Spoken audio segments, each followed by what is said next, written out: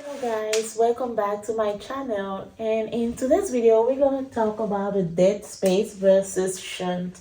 I promised you guys last week that I was going to upload a video about it, and this is it. It's going to be exciting, a lot of information, so let's get ready to enjoy this. Let's start first with the basic definition. I'm going to talk about the dead space first, and then we're going to talk about the shunt.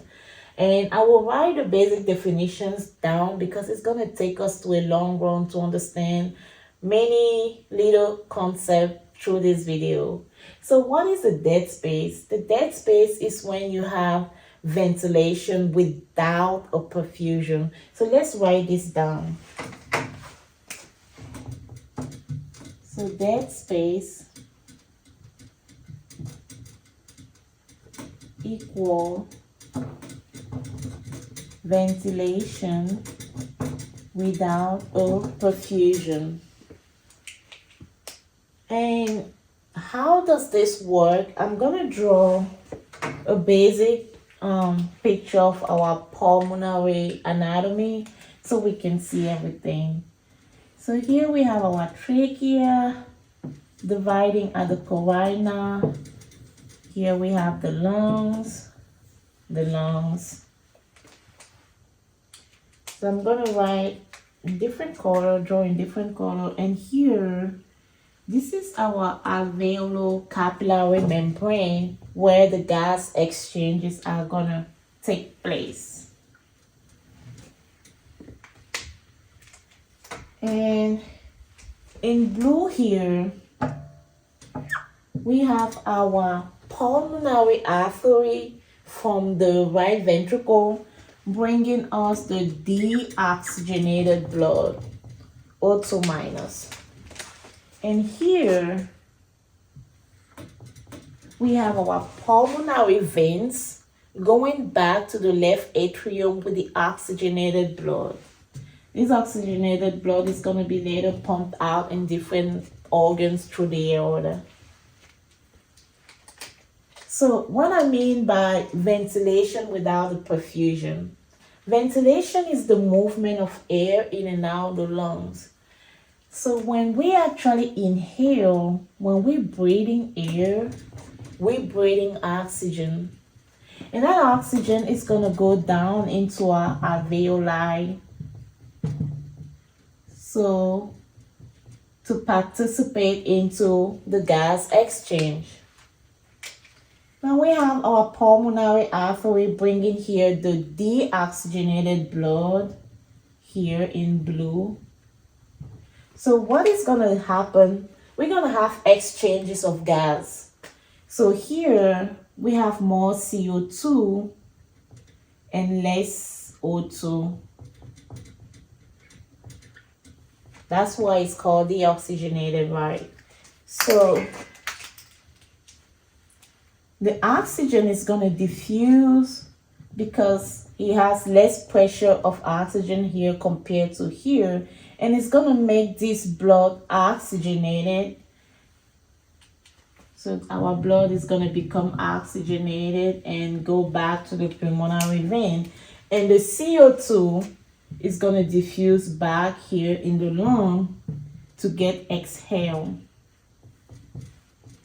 CO2 exhale, O2 inhale. And this is how it happens in the lung for the gas exchange. Now in the dead space, we said we have the ventilation. So this part is working. The exchange of air here is working, but we don't have the perfusion. The perfusion comes where the blood brings all these gases to have the gas exchange. So if we have this part, we don't have this part. This is the dead space. And an example of dead space is going to be your pulmonary embolism.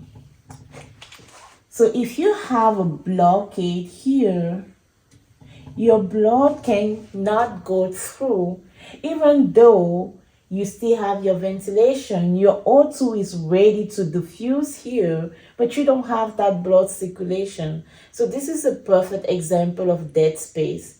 So here we're going to put as an example PE. pulmonary embolism. Now let's talk about shunt. The shunt is going to be the opposite. The shunt is going to be where you have the perfusion, but you don't have the ventilation. So the shunt is going to be this part is working, but this part is not working. There is something in your alveoli that prevents you to have this O2 diffuse into the blood to get the blood oxygenated. And the perfect example I could think about is heart. If you have acute respiratory depression here, your alveoli cannot ventilate appropriately. So you have a destruction in your alveoli here, which means your O2, they are not going to be able to retain that O2 to diffuse in. So your perfusion is fine, but your ventilation here in your alveoli has a problem. So this is what is called shunt, and we're going to put the example at. Now, there is a lot more to study about the dead space versus shunt. In the upright position, like normal and healthy people, our body system is going to work differently than those who are ventilated. So let's talk about this.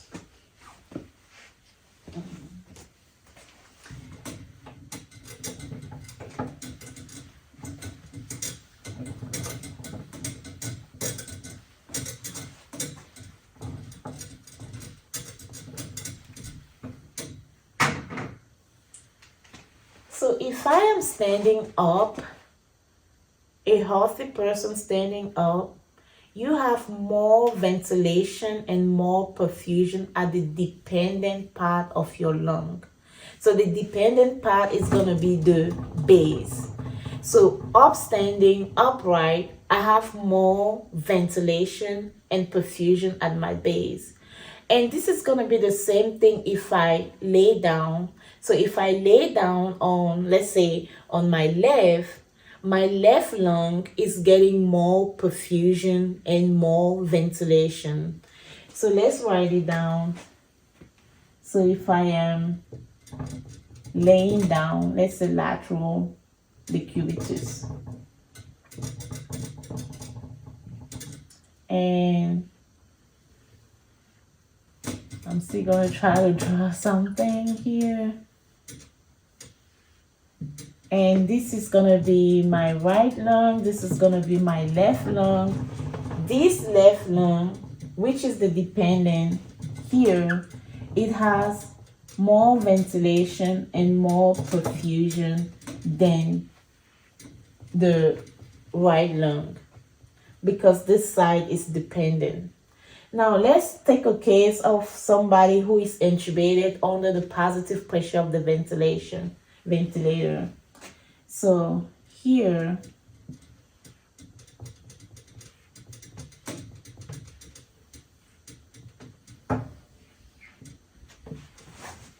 so if we have a patient intubated and paralyzed, and he is on positive pressure of on the ventilation, this is going to be a whole different scenario. Now, if our patient is paralyzed, the diaphragm, this diaphragm is loose. It can't contract. So all my intra-abdominal organ here is going to exert a pressure on this lung. And my patient is getting a positive pressure ventilation. So this positive pressure ventilation is going to go on this lung, the non-dependent lung. Because here, I have this organ crushing on my dependent lung. So the air coming in is going to choose the easiest way and go on my non-dependent lung here. But look at what is going to happen on my perfusion. My perfusion is going to be increased here because I have this lung is dependent. It's more lower. It gets to the alveolar capillary membrane easier. So here I'm gonna have a good perfusion and less ventilation. And here I'm gonna have a good ventilation and less perfusion. And this is gonna create a discrepancy inside my lung. What do I call a discrepancy? Inside the lung, we have the ratio, what we call the VQ ratio. The ventilation of the alveoli over the perfusion of the alveoli. So here, when a healthy person is laying down, both my ventilation and my perfusion are increased on the left lung, which is good. And if I stand upright, both of my ventilation and my perfusion are increased on my base. I don't have a mismatch. But here, my patient is paralyzed and intubated, receiving positive pressure. My dependent lung have more perfusion than my ventilation. So on this lung, I don't have both going together. Same here.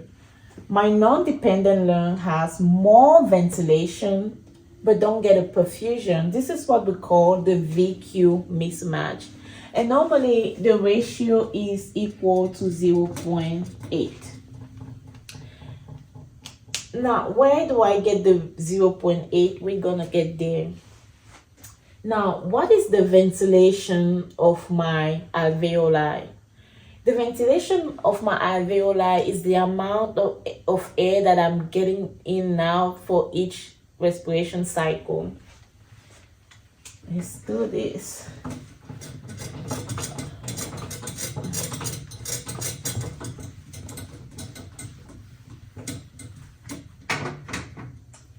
So let's take the ventilation. So the ventilation of my alveoli is gonna be the amount of air that I'm taking in and out, which is my tidal volume. Tidal volume times my respiration frequency, my respiration rate. And that's the minute ventilation of my alveoli.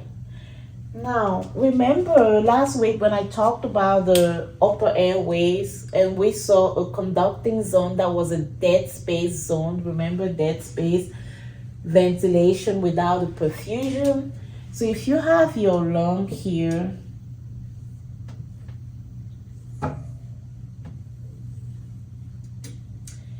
all this side from your trachea until your terminal bronchial is called your conducting zone.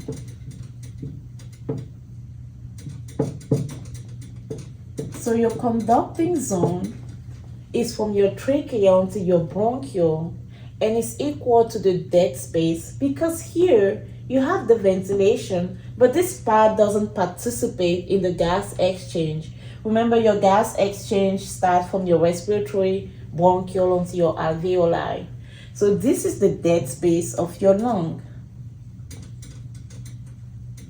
So if we want the real ventilation of the alveoli, the real amount of air that participate in this gas exchange, we need to subtract this dead space zone because it does not participate.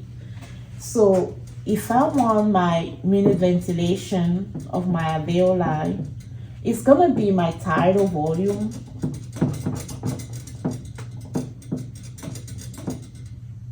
minus this dead space that does not participate in gas exchange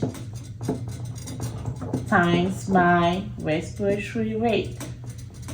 And this is gonna be my real alveolar tidal volume, the amount of air that I have in my alveoli that actually participate into the gas exchange. Now, how do we calculate this dead space? This dead space is 1 ml per pound. 1 ml per pound gives you the dead space. So let's say we have a patient of 150 pounds and we want to do his right alveoli ventilation, right? So it's gonna be his tidal volume. Tidal volume is equal to 8 to 10 ml per kg. So for a 150 pound, approximately 7 kg, we're gonna take a tidal volume of 500. So it's gonna be 500 ml minus 150, because we say the dead space is 1 ml per pound and our patient is 150 pounds, right? And we're gonna take a respiratory rate of approximately 12. So what does that give us? I'm gonna plug it into my cal. 500 minus 150 times 12. It gives us 4,200 ml.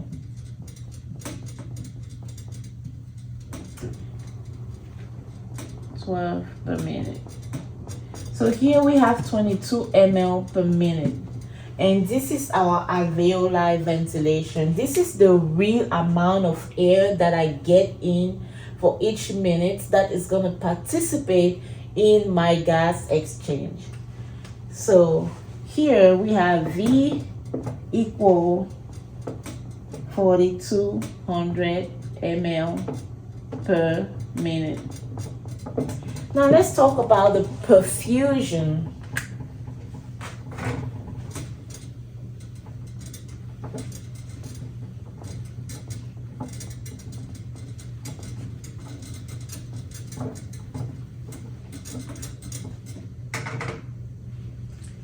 The perfusion is the amount of blood that is going to pass through my lung during that minute and that participate in the gas exchange coming from my pulmonary artery, right? So the perfusion is going to be considered as my cardiac output, because that's the volume of blood that my heart is ejecting per minute is going to be my cardiac output. And we know that cardiac output is called stroke volume times heart rate. So for a healthy person, we know the stroke volume is 70 ml. Where I have the 70 ml, if you have watched my video on cardiac about the pressure volume loop, you're going to understand where I take the 70 ml. But for the purpose of this video, I will not get into it, and I highly suggest that you go and watch that video. And for a healthy patient or an adult of 150 pounds, we're going to take the heart rate at 75 beats per minute. So this is going to give us our perfusion equals 70 times 75. This is going to give us 5250 ml per minute. So now we have the ventilation of our alveoli over the perfusion. Is going to give us our VQ ratio. So if we do 4,200 ml per minute over 5,250 ml per minute, you can plug into your cal.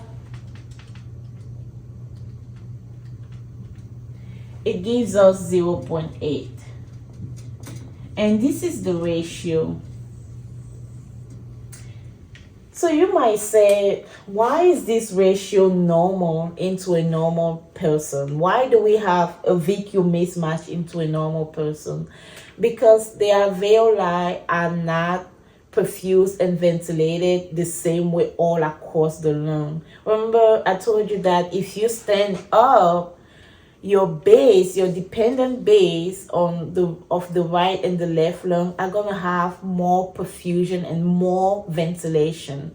So this is just an estimation of the average of the perfusion across your entire lung, because it's not going to be same for each part of your lung. So this is why we have the normal VQ mismatch. Now we're going to talk about what can happen and how the body help compensate when we have a VQ mismatch that is not normal. So I'm going to wipe down.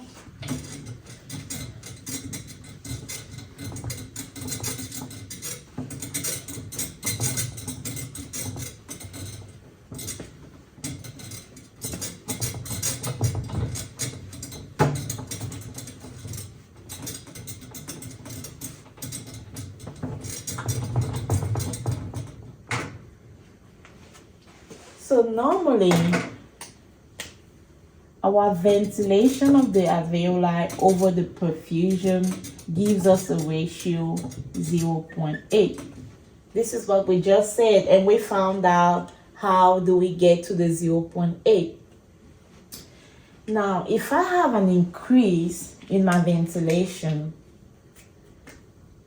let's say ventilation increase. This is very important, guys. What the body is gonna do, if this part increase, the body is gonna try to increase the perfusion to maintain this 0.8 normal number that we have. And how does the body does that increase of the perfusion? This is what we're gonna talk about now. So it's going to be perfusion compensation.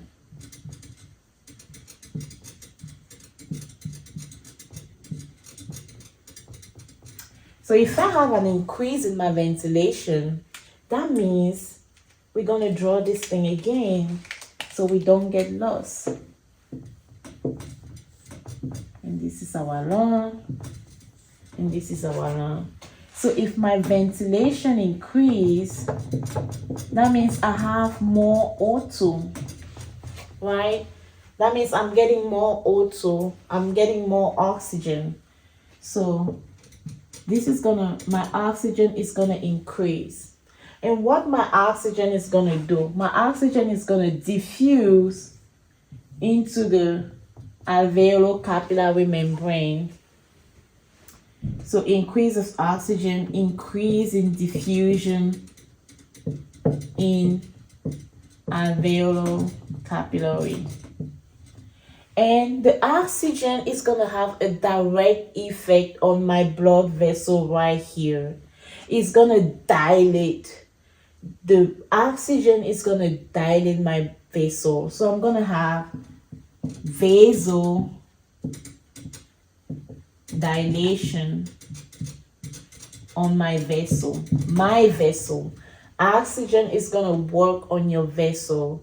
And you're going to see why I'm emphasizing on this. So oxygen is going to vasodilate my vessel. Vasodilate is going to increase the flow, which is going to increase the flow, increasing the perfusion.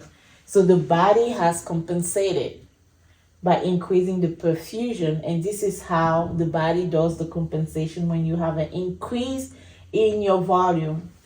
Now let's take the case that we have a decrease in the ventilation. So if we have a decrease in the ventilation, let's put here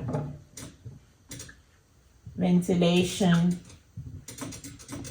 decrease. So if I have a decrease here, I'm not ventilating well, so I have less oxygen. I have a decreased oxygen. Because I have a decrease in oxygen, I'm going to have a vasoconstriction. Remember, the increase in the oxygen was having a direct effect on your vessel, dilating your pulmonary vessel. But here, I have a decrease, so it's going to give me a vasoconstriction on my vessel, which is going to decrease my flow. So because I have a decrease in my ventilation, the body compensated by also decreasing my flow, so I can have the normal VQ ratio. Now this part is also very important.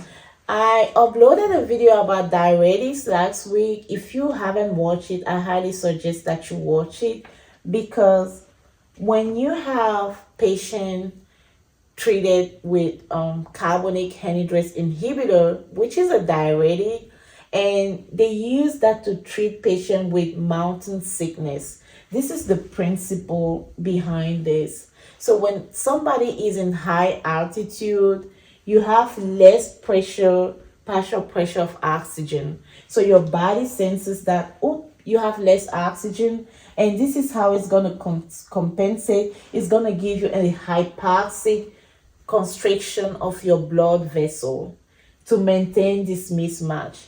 Now we give those patients carbonic anhydrase inhibitor because this drug is going to increase your respiratory rate, which is going to increase the amount of O2 you take, increasing your your pressure of oxygen. So this also, they all come together. It's very important. If you haven't watched that video, I highly suggest that you go watch it.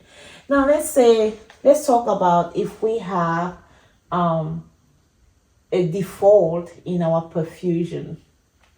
Now, before we even talk about a default in the perfusion, I just want to mention something about the ventilation. So if I have a decrease in my ventilation, my patient is hypoxic, right? And we saw that the ventilation of the alveoli is your tidal volume minus the dead space times your respiratory rate.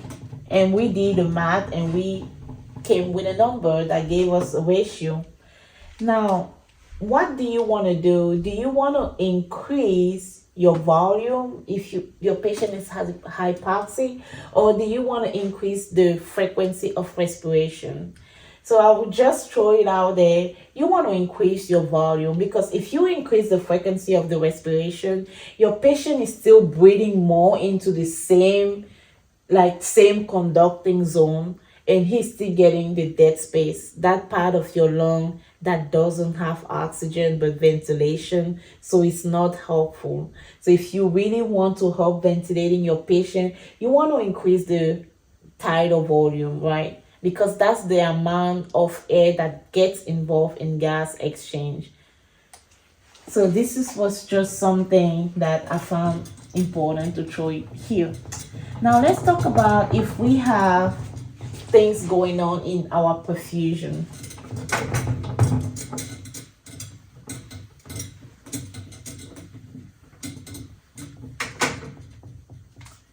So if I have an increase in my perfusion here, the body is going to try to increase my ventilation to keep this ratio.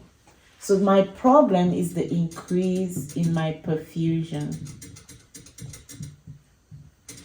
So let's have our little lung here. So I have an increase in my perfusion. So I have more blood coming here. Let's say I'm taking an inotrope and something like that. So I have an increase in my perfusion. My body is going to try to increase my ventilation. And how does my body does that? So ventilation compensation.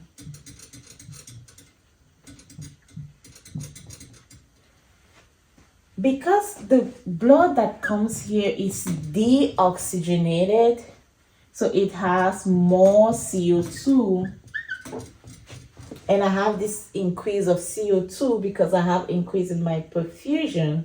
CO2 is going to have a direct effect on my airways. So the increase of CO2 is going to go and